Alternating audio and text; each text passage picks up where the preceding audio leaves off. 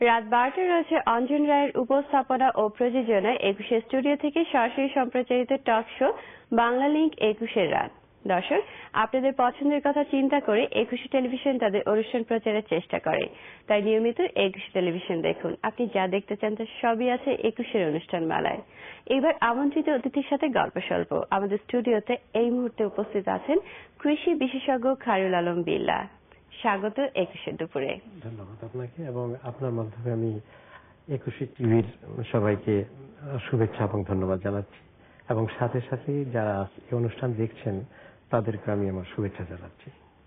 আচ্ছা, আজ থেকে তো রমজান শুরু হচ্ছে, যেহেতু আপনি একজন কৃষি বিশেষজ্ঞ, তো কৃষকদের নিয়ে কাজ করেছেন, সরাসরি তাদের সাথে আপনার যোগসূত্র আছে। তো কৃষকদের এই রমজান মাসটা কেমন যায়? কৃষক, আপনারা জানেন যে আমাদের বাংলাদেশে কৃষক ভাইয়েরা অত্যন্ত পরিশ্রমী। তারা মাঠে ঘাটে ভীষণভাবে খাটেন। তাদেরকে যখন আমরা দেখি মাঠে যারা কাজ করেন, তখন সত্যি তাদেরকে দেখে আমরা চিন্তা করি যে আমাদের কৃষক ভাইয়েরা যদি এভাবে কাজ না করতেন তবে বোধহয় আমাদের পক্ষে যে আমরা খাচ্ছি সেটা বোধহয় আমাদের সম্ভব হতো না। এবং তারা এই রমজানও কিন্তু তারা প্রচন্ড কাজ করবেন, বিশেষ করে কৃষক এবং শ্রমিক ভাইয়েরা। এবং তারা যখন কাজ করবেন এই কথাটা অবশ্যই মনে রাখতে হবে, তারা কিন্তু একটা চিন্তা করেন যে আমি আজকে খাবো, যে জিনিসটা খাবো সেটা যেন আমার পেটে কিছুক্ষণ থাকে। সেই জন্য আজকে আমরা ধান গবেষণা থেকে বিভিন্ন ধরনের রাইস ধান আমরা উদ্ভাবন করেছি, মোটা, চিকন, সরু, সুগন্ধিযুক্ত সব ধরনের। কিন্তু কৃষক ভাইয়েরা কিন্তু সেই মোটা চালটাই পছন্দ করবেন, যে চালটা তার পেটে অনেকক্ষণ থাকবে, যে রোজা রেখে যেন কিছুক্ষণ কাজ করতে পারবে, এটা বেশি পছন্দ করবেন। আচ্ছা, আপনি যে ধান গবেষণা ইনস্টিটিউটের কথা বললেন, আপনি তো 30 বছর ওখানে প্রশিক্ষণ বিভাগের প্রধান হিসেবে, পরিচালক হিসেবে দায়িত্ব পালন করেছেন। তো এই প্রশিক্ষণটা কেমন ছিল?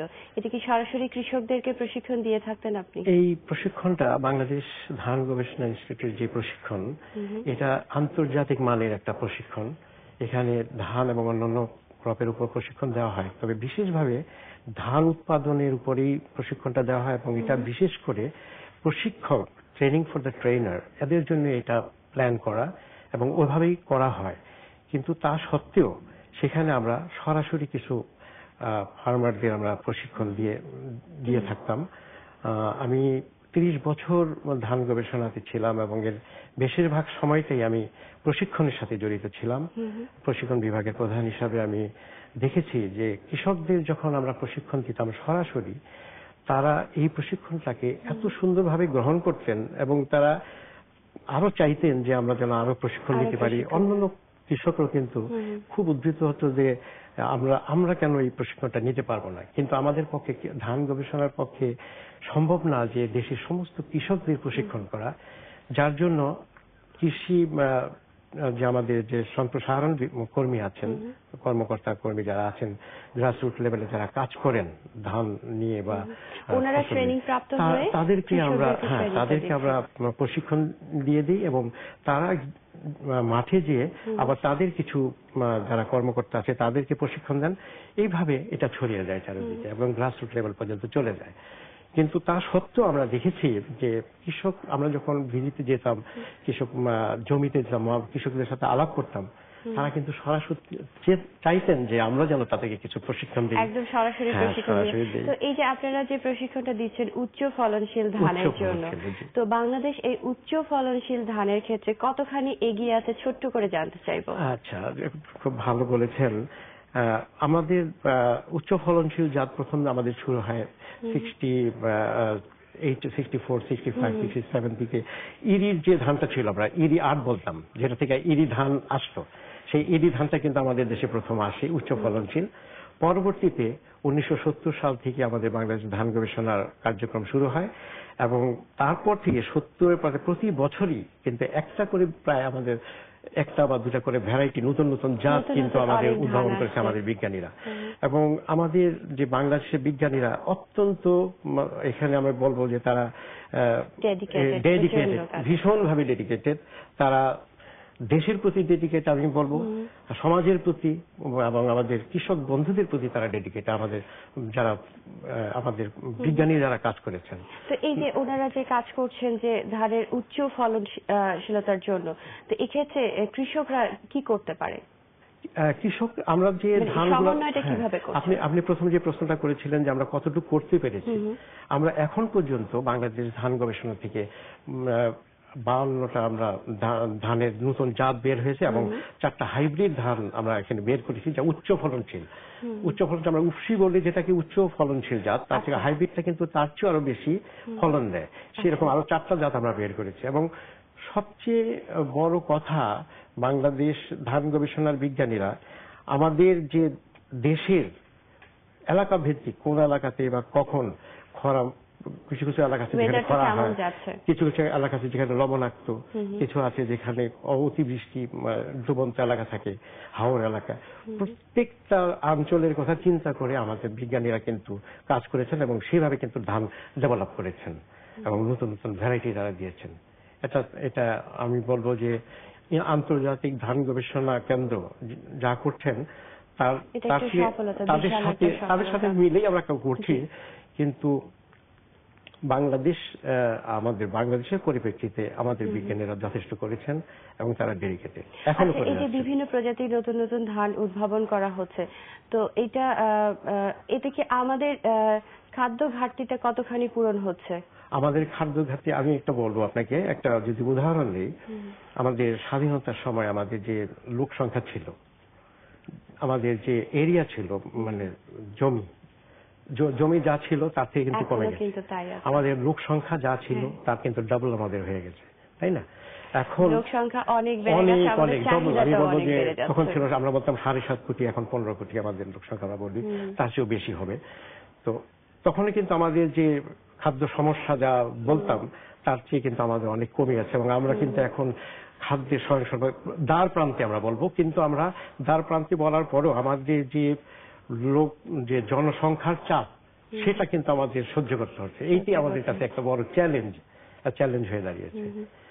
আচ্ছা, এই যে নতুন নতুন যে ধানগুলো আসছে, আপনি বলছেন যে এই চ্যালেঞ্জটা আপনারা খুব ভালোভাবে নিচ্ছেন যে অধিক ফলন ফলাতে হবে, কিন্তু তারপরে নতুন নতুন অনেক ধান আসছে, তারপরেও কিন্তু একটা কথা থেকে যাচ্ছে যে আমাদের ঐতিহ্যবাহী যে ধানগুলো আছে, মানে সেই স্বাদটা এখন পাওয়া যাচ্ছে না, এমন একটা অভিযোগ পাওয়া যাচ্ছে। এ ব্যাপারে আপনি কি বলবেন? বিভিন্ন মত আছে এখানে, বিতর্কের খাতিরে কিন্তু অনেক কিছু বলা যায়, অনেক কিছু আমরা বলতে পারবো, সময়ের অভাবে বলা যাবে না, আমি ছোট্ট করেই বলবো। এখন আমরা অবশ্যই জাত আছে যেখানে আমরা খুব সুস্বাদু জাত আমাদের কাছে ছিল, এখন হারিয়ে যাচ্ছে, একদম হারিয়ে যায়ও না। কিছু কিছু জাত কিন্তু এখন আমাদের মাঝে আছে, কিন্তু আমাদের চিন্তা করতে হবে যে আমাদের যে এই যে পপুলেশন, এই যে জনসংখ্যার চাপ, এখানে আমরা কোয়ালিটি চিন্তা করব না কোয়ান্টিটি চিন্তা করব। আমরা যদি স্বাদ চাই, এখানে কিন্তু তার ফলন কিন্তু অত্যন্ত কমে যাবে। যার জন্য আমাদের বাইরে থেকে কিন্তু চাল আমদানি করতে হবে অনেক বেশি। কিন্তু আমাদের এখন দেখতে হবে আমাদের জনসংখ্যার যেভাবে আমরা হার বেড়ে যাচ্ছে, সেখানে যদি আমরা আমাদের সেই উচ্চ ফলনশীল জাত একটু স্বাদ একটু কম হলেও কিন্তু এটাই কিন্তু আমাদের কাছে এখন বেশি প্রয়োজন হয়ে দাঁড়িয়েছে। কিন্তু একদম যে হারিয়ে গেছে তা না। আমাদের শহর এলাকাতে কিছু লোক আমরা স্বাদের চাল পছন্দ করি, চিকন চাল পছন্দ করি, কিন্তু গ্রামের দিকে কিন্তু এখনো কিন্তু তারা মোটা চালটাই পছন্দ করেন এবং যেটা তারা মানে কাজ করে, আমি বললাম কিছুক্ষণ আগে, তারা বলেন যে এটা থাকলে আমাদের পেটে অনেকক্ষণ ভাতটা থাকে। চিকন চাল, সরু চাল, এটা কিন্তু বেশিক্ষণ মানে হজম হয়ে যায়। আচ্ছা, ছোট্ট করে একটা কথা জানতে চাইবো যে আগে দেখা যেত যে কৃষকরা একটা ধান তোলার পরে পরের বছরের জন্য বীজটা রেখে দিচ্ছে, কিন্তু যেটা এখন হাইব্রিড ধানের ক্ষেত্রে সম্ভব হচ্ছে না। এ ব্যাপারে আপনি কি বলেন? হ্যাঁ, এইখানে একটা কথা, হাইব্রিড ধান যেটা, এটা বেশিরভাগই কিন্তু আসছে বাইরে থেকে আসছে এবং হাইব্রিড ধানের ফলন অত্যন্ত বেশি এবং এদিকে আমাদের চিন্তা অবশ্যই করতে হবে। যেভাবে আমি কিছুক্ষণ আগে বললাম যে যেভাবে আমাদের খাদ্যের যে নিরাপত্তা, সেটা যদি আমরা চাই এই আমাদের জনসংখ্যার দিকে তাকিয়ে, তখন কিন্তু আমাদের হাইব্রিডের দিকে যেতেই হবে। তবে আমাদের এর জন্য প্রশিক্ষণ অত্যন্ত, ফার্মার্সদের এবং যারা হাইব্রিড ধান যারা উৎপাদন করবে তাদের প্রশিক্ষণ দরকার। এখন কিছু কিছু অর্গানাইজেশন আছে, কিছু কিছু প্রতিষ্ঠান, সিড কোম্পানি আছে যাদের নিজস্ব খামার আছে এবং সেখানে তারা সে তার হাইব্রিড ধান কিছু করছেন, হাইব্রিড ধান করছেন, কিন্তু এটা কৃষক পর্যায়ে এখন পর্যন্ত যায় না। আমাদের যেটা ইনগ্রিডিয়েন্ট যেটাকে আমরা বলি, আমাদের যেটা নিজস্ব ধান, যেটা ধান গবেষণা থেকে আমরা বলবো বের হয়েছে, এইগুলো প্রত্যেকটা ধানই কিন্তু কৃষকরা সেখানে তারা রাখতে পারেন বা করতে পারেন। কিন্তু সেক্ষেত্রেও কিন্তু ধান বীজ করার জন্য তাকে কিন্তু প্রশিক্ষণ দিতে হবে, প্রশিক্ষণ তার লাগবে। আমাদের এই আলোচনা হয়তো আরো চলতে পারতো, অনেক কিছু জানার ছিল আপনার কাছ থেকে, কিন্তু আমাদের সময় যেহেতু শেষ, সেহেতু প্রোগ্রাম এখানে শেষ করতে হচ্ছে। আপনাকে অনেক ধন্যবাদ আমাদেরকে সময় দেওয়ার জন্য এবং অনেক মূল্যবান কথা জানতে পেরেছি। হ্যাঁ, নিশ্চয়ই পরে আবার দেখা হবে। আমি সবাইকে ধন্যবাদ জানাচ্ছি। কথা হচ্ছিল আজকের অতিথির সাথে। দর্শক, 21-এর দুপুর নিয়ে কোনো মতামত থাকলে আমাদের